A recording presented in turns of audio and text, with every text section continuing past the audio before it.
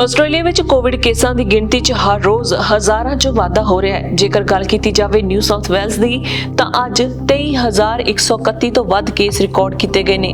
Victoria ਸੂਬੇ ਵਿੱਚ 14,200 ਤੋਂ ਵੱਧ ਕੇਸ, ਕੁਈਨਜ਼ਲੈਂਡ ਵਿੱਚ 5,700, ਇਸੇ ਤਰ੍ਹਾਂ ਹੋਰ ਸੂਬਿਆਂ ਵਿੱਚ ਵੀ 1,000 ਤੋਂ ਵੱਧ ਕੇਸ ਦਰਜ ਕੀਤੇ ਜਾ ਰਹੇ ਨੇ।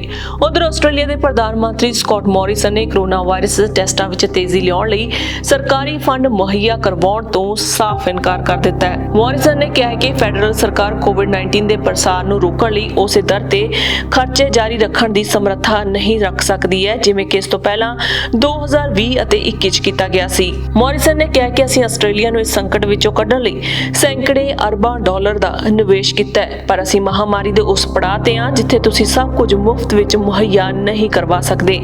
ਉਹਨਾਂ ਨੇ ਕਿਹਾ ਕਿ ਮਹਾਮਾਰੀ ਦੌਰਾਨ ਤੁਸੀਂ ਸਭ ਕੁਝ ਮੁਫਤ ਵਿੱਚ ਉਪਲਬਧ ਨਹੀਂ ਕਰਵਾ ਸਕਦੇ ਕਿਉਂਕਿ ਜਦੋਂ ਕੋਈ ਤੁਹਾਨੂੰ ਕਹਿੰਦਾ ਹੈ ਕਿ ਉਹ ਕੁਝ ਮੁਫਤ ਬਣਾਉਣਾ ਚਾਹੁੰਦੇ ਨੇ ਤਾਂ ਕੋਈ ਵਿਅਕਤੀ ਹਮੇਸ਼ਾ ਲਈ ਭੁਗਤਾਨ ਨਹੀਂ ਕਰ ਸਕਦਾ। ਉਹਨਾਂ ਕਿਹਾ ਕਿ ਇਹ ਮਹਾਮਾਰੀ 2 ਸਾਲਾਂ ਤੋਂ ਚੱਲ ਰਹੀ ਹੈ। ਇਹ ਮੰਨਣਯੋਗ ਨਹੀਂ ਹੈ ਕਿ ਸਰਕਾਰ ਨੇ ਲੋਕਾਂ ਨੂੰ ਨਾ ਜਾਣ ਲਈ ਕਿਹਾ ਸੀ, ਪਰ ਲੋਕਾਂ ਨੇ ਰੈਪਿਡ ਐਂਟੀਜਨ ਟੈਸਟ ਕੀਤੇ ਜੋ ਕਿ ਉਪਲਬਧ ਨਹੀਂ ਹਨ ਅਤੇ ਨਾ ਹੀ ਕਿਫਾਇਤੀ ਨੇ।